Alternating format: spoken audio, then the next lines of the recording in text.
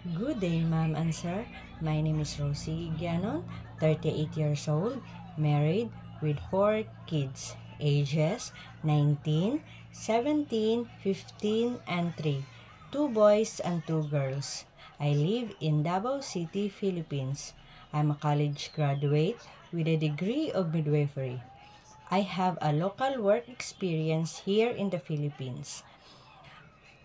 August 10, 2018 to September 20, 2019 as a caregiver, and January 24, 2022 to May 25, 2024 as a domestic helper in Kuwait. I serve one family, 2 adults and 1 baby.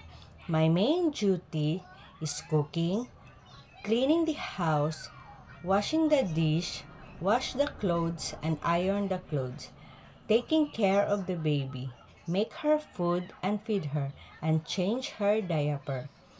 And if you give me a chance to work with you and your family, I'll do my very best.